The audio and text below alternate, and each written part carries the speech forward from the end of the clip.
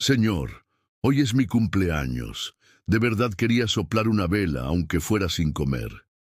Fue en 2019, en pleno otoño, en una de esas noches madrileñas en las que el frío se cuela por los costados del abrigo y uno siente que algo importante está a punto de suceder.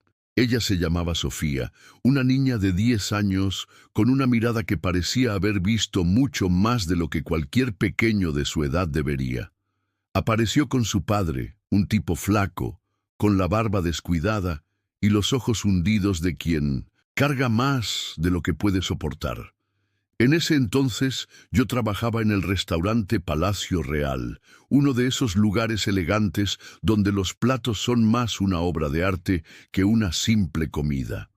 La crema y nata de Madrid cenaba allí como si estuviera en otro mundo, rodeada de copas de cristal, meseros con guantes blancos y una música de fondo apenas audible, pero que servía de banda sonora para acuerdos de millones. Esa noche, en la mesa 7, estaba Alejandro Vega. Sí, él, Alejandro Vega, CEO de Vega Holdings, empresario del año, portada de revista, con un Rolex que brillaba más que el candelabro de cristal sobre su cabeza.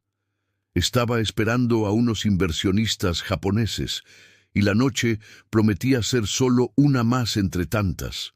Pero entonces entró Sofía.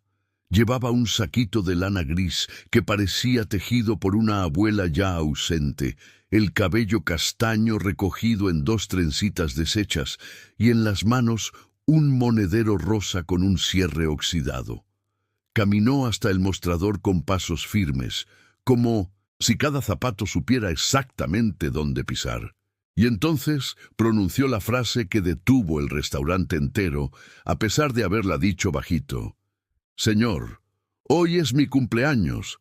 Mi papá no tiene para comprar un pastel, pero de verdad quiero mucho soplar una vela, aunque sea sin comer. Al principio nadie entendió bien qué pasaba.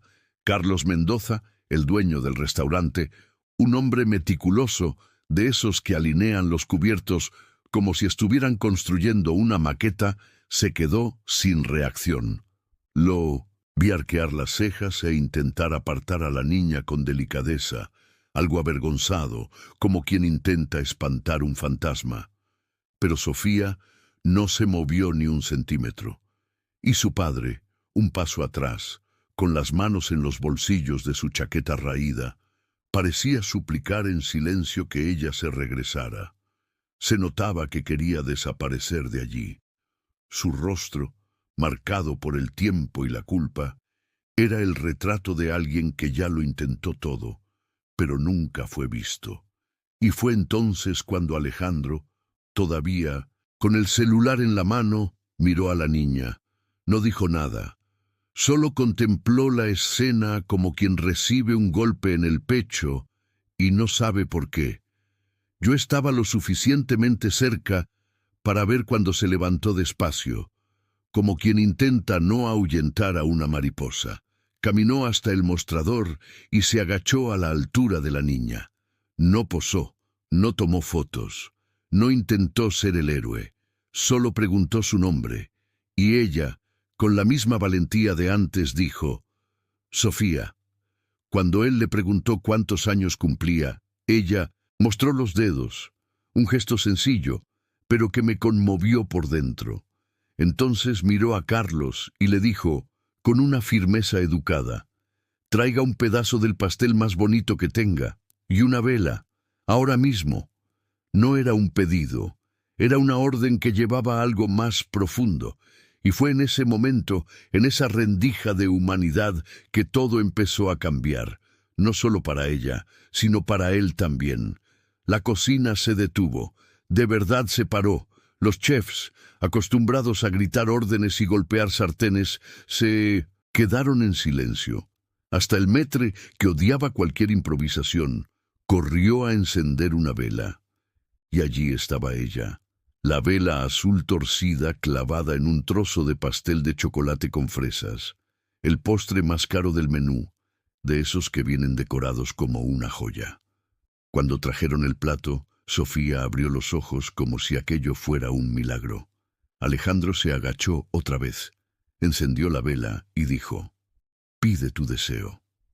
Ella cerró los ojos y permaneció en silencio por unos segundos. Nunca sabré qué deseó, pero la forma en que abrió los ojos después, con una mezcla de alegría y una especie de alivio antiguo, me marcó. No sopló la vela con fuerza. Fue solo un soplido pequeño, casi tímido, y el restaurante entero aplaudió. Pero lo que nadie esperaba vino justo después. El padre de Sofía, con los ojos llenos de lágrimas, intentó agradecer y llevarse a la niña. Algo incómodo con tanta atención.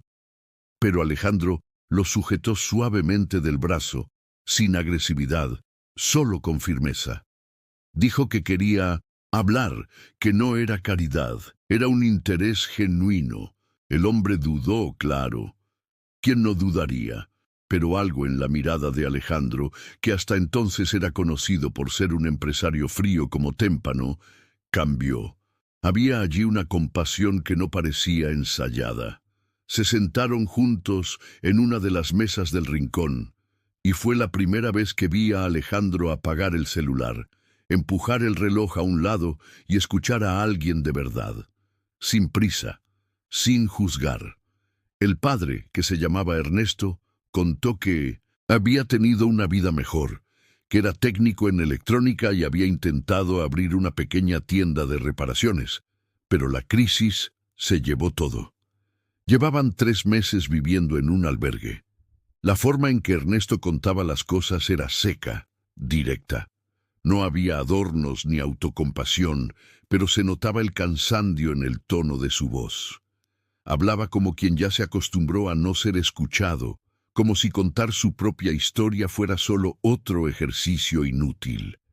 Y aún así, allí, lo contó todo. Contó cómo su esposa había muerto de cáncer 2 años antes, y cómo desde entonces la vida se había vuelto un juego de supervivencia. Dijo que Sofía era fuerte, que nunca lloraba delante de él, pero que a veces se despertaba en medio de la noche llamando a su mamá. Contó también que todos los días caminaban hasta una plaza donde tenían señal de Wi-Fi abierta para que ella pudiera ver videos en el celular viejo que él cargaba con una batería externa prestada. A ella le gustaban los videos de repostería, de esos donde los pasteleros hacen pasteles gigantes, llenos de brillantina, con música dulce de fondo. Por eso quería tanto un pedazo de pastel. No se trataba de comer, era sobre pertenecer a ese sueño, aunque fuera solo por un minuto. Alejandro escuchó todo con una atención que nadie esperaba de él. Parecía otro hombre. Mientras tanto, Sofía, que solo había comido una cucharada del pastel, le ofreció el resto a su padre con una sonrisa que decía más que cualquier palabra. El gesto de ella no era solo de cariño, era una especie de resistencia silenciosa. Ella sabía lo que no tenían, pero también sabía lo que aún podían ofrecerse el uno al otro. Cuando ella recostó la cabeza en el hombro de su padre, allí mismo en la silla del restaurante de lujo, fue como si el tiempo se detuviera. Recuerdo que contuve el llanto mientras recogía platos de otra mesa, porque la escena era demasiado hermosa y demasiado triste al mismo tiempo, y es raro ver esas dos cosas mezcladas de un modo tan puro. Parecía una pintura hecha con pedazos de vidrio, linda y cortante. Después de eso, Alejandro pidió la cuenta y dejó una propina absurda, de esas que solo se ven en el cine. Pero lo más curioso fue que también pidió hablar conmigo, discretamente. Me pareció extraño al principio porque nunca había intercambiado más que un buenas noches con él, incluso sirviendo su mesa por casi un año. Cuando fui hacia él, me miró a los ojos de una manera sincera, casi vulnerable, y preguntó: ¿podrías ayudarme con algo? Tragué saliva. No era el tipo de cosa que se oye todos los días, y menos viniendo de alguien tan alejado de la realidad común. Pero acepté, porque en ese momento supe que esa historia ya no era solo de Sofía, Era nuestra, de todos los que presenciamos esa escena. Al día siguiente, Alejandro regresó al restaurante, pero no como cliente. Llegó temprano, de jeans y tenis, con un sobre en la mano y una expresión diferente. Más ligera, como si hubiera dormido mejor que en meses. Me entregó el sobre y dijo: «Aquí están sus datos de contacto. Hice algunas llamadas. Un amigo mío tiene una ONG que ofrece becas completas y asistencia legal». No pidió secreto ni quiso figurar. Simplemente entregó y se fue, diciendo que ahora el resto dependía de ellos. Y la verdad es que sí dependía. En las semanas siguientes, vi de cerca cómo las cosas empezaron a cambiar. Sofía fue aceptada en la escuela con uniforme nuevo y todo. Ernesto consiguió un empleo de medio tiempo en la propia ONG, ayudando con el mantenimiento. Y quizás lo más bonito de todo es que los dos comenzaron a frecuentar el restaurante una vez al mes. No como pedigüeños, sino como invitados de honor. La primera vez que volvieron como invitados fue emocionante. Ernesto usaba una camisa azul clara que probablemente alguien había donado, pero que él vestía con una dignidad que la hacía parecer hecha a medida. Sofía llevaba una trenza lateral, con un vestidito amarillo que giraba cuando ella caminaba. De esos que hacen que las niñas se sientan princesas por un día. Se sentaron en la misma mesa del rincón y todos los empleados del restaurante los saludaron con respeto, como si estuviéramos ante alguien muy importante. Y lo estábamos, porque hay gente que carga en el pecho historias tan pesadas que solo por estar de pie ya merecen aplausos. La niña pidió jugo de fresa y una porción de papas fritas, y comió con una alegría que me hizo pensar que la felicidad, a veces, cabe en un plato sencillo y en una mirada acogedora. Con el tiempo, su historia se convirtió en una especie de leyenda interna entre los empleados del restaurante. Siempre que algún cliente actuaba con arrogancia o trataba al equipo con desdén, alguien comentaba bajito: «Ojalá viera a Sofía». Ella se volvió nuestro recordatorio silencioso de que la amabilidad no cuesta nada, pero lo transforma todo. Alejandro, por su parte, siguió alejado de los reflectores en este asunto. Nunca tocó el tema en entrevistas, ni usó la historia como marketing. Pero la verdad es que cambió. Empezó a visitar más la ONG, hizo donaciones anónimas y, según escuché, se reencontró con su propia familia, con quien apenas hablaba. Uno de los meseros que trabajaba con nosotros juraba que vio a Alejandro jugando con una niña en el parque meses después, algo impensable antes de esa noche. Una cosa que nunca se me olvidó fue lo que Sofía dijo en una de esas visitas, cuando estábamos cruzando unas palabras cerca de la cocina. Me miró desde la altura de sus 10 años, que parecían 30, y preguntó: «¿Crees que mi mamá vio todo eso?». Me quedé en blanco, porque no tenía una respuesta correcta, pero vi en sus ojos que, de alguna manera, necesitaba escuchar un sí. Entonces le dije, de la forma más sincera que pude: «Estoy segura que sí, y creo que se sintió muy orgullosa de ti». Ella sonrió con una comisura de la boca, como quien guarda la emoción solo para sí, y luego corrió hasta su padre con una alegría contenida.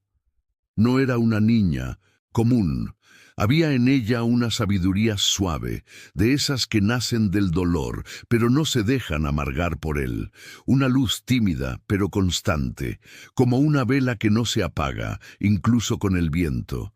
Hubo un día, unos meses después, que el restaurante organizó una cena benéfica e invitó a algunas familias atendidas por la ONG. Sofía y Ernesto estaban allí, claro. Pero lo que sorprendió a todos fue que, esta vez, ella subió a un pequeño escenario improvisado, sosteniendo un micrófono más grande que su manita.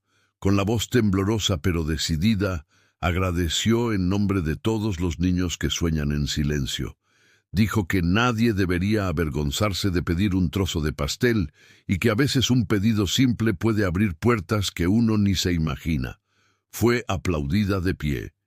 Y mientras ella bajaba del escenario con las mejillas sonrojadas de vergüenza y orgullo mezclados, Alejandro se secaba discretamente una lágrima, creyendo que nadie lo veía. Pero yo lo vi. Siempre lo veía. Esa noche de la cena fue como un cierre de ciclo, pero también el comienzo de otro. Sofía obtuvo una beca completa para seguir estudiando en una escuela bilingüe, de esas que solo la gente con mucha lana suele frecuentar. Y aunque rodeada de compañeros con realidades completamente diferentes, ella nunca se perdió.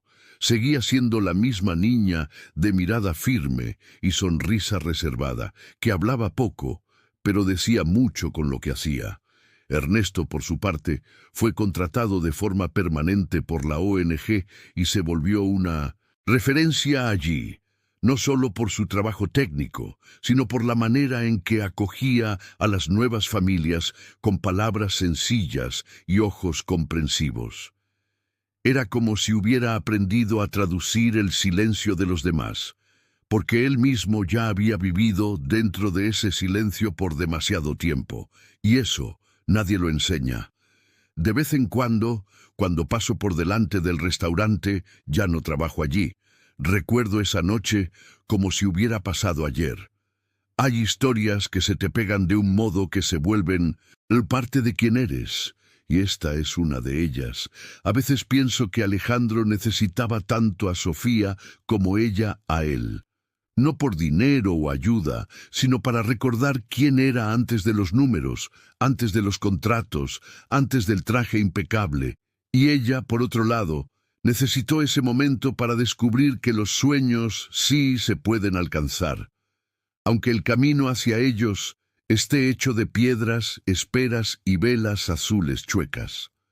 Sofía no solo cambió su propia vida, tocó la de todos nosotros que estuvimos allí esa noche. Con un pedido sencillo, ella desnudó lo más esencial de la humanidad, el deseo de ser visto, escuchado y celebrado, aunque sea solo por un instante. Hay una escena que guardo como si fuera una fotografía. Fue al atardecer, unos meses después de todo. El sol se ponía despacio entre los edificios de Madrid, pintando la ciudad con tonos dorados y anaranjados. Yo estaba sentado en una banca de la plaza cerca del restaurante cuando vi a Sofía corriendo entre los árboles, riendo a carcajadas, con una mochila colorida en la espalda. Ernesto venía justo detrás, con una bolsa de compras en una mano y un helado medio derretido en la otra. Era una imagen común, sencilla, de esas que cualquiera podría ver y no darle mucha importancia. Pero para mí, aquello era el milagro en movimiento, porque yo sabía de dónde venían. Sabía lo que esa mochila, ese helado y esa risa representaban. Era como si el mundo les hubiera dado una segunda oportunidad, no perfecta, no sin dificultades, pero real. Me quedé allí observando por unos minutos sin hacer nada, solo sintiendo que de vez en cuando las cosas se arreglan, no como en las películas, con finales perfectos y acomodados, sino de un modo humano, torcido y hermoso. Sofía me vio y me saludó con la mano, la sonrisa más grande que el cielo detrás de ella. Corrió hacia mí y me dio un abrazo rápido, de esos que dicen, me acuerdo de ti, sin necesidad de palabras. Y yo también me acordé. Me acordé de cuando entró al restaurante con sus 5 euros arrugados, pidiendo soplar una vela. Me acordé del silencio incómodo, del pastel, de la vela azul, del soplido tímido. Y me di cuenta de que, ese día, nadie allí estaba solo celebrando el cumpleaños de una niña. Estábamos todos reaprendiendo a creer en cosas sencillas. Hoy, siempre que alguien me dice que los pequeños gestos no cambian nada, cuento, o al menos intento contar, esta historia. No siempre con todos los detalles, porque hay cosas que solo se pueden Entender si uno las vio con sus propios ojos. Pero hablo de la niña que quería soplar una vela, del padre que cargaba el peso del mundo a cuestas y del millonario que reaprendió a escuchar. Hablo del restaurante lleno de gente importante que por una noche fue realmente importante gracias a una niña. Y hablo también de lo que vino después, de la vida que sigue con sus dificultades y bellezas inesperadas. Porque, al final de cuentas, la superación no fue un evento único, fue un proceso que comenzó con un pedido sincero y se extendió por todo lo que vino después. No sé a dónde irá a parar Sofía. Tal vez crezca y se olvide de esa noche, tal vez la recuerde con cariño, tal vez ni sepa cuánto cambió el camino de tanta gente solo por ser quien era, pero yo nunca lo olvidaré. Y cada vez que veo a un niño haciendo un pedido imposible, pienso, a lo mejor no es imposible. A lo mejor solo falta que alguien escuche, porque a veces la diferencia entre el dolor y la esperanza es solo una vela encendida, una mirada atenta y un corazón dispuesto a detenerse por un instante. Y en ese instante, créeme, todo sí puede empezar a cambiar.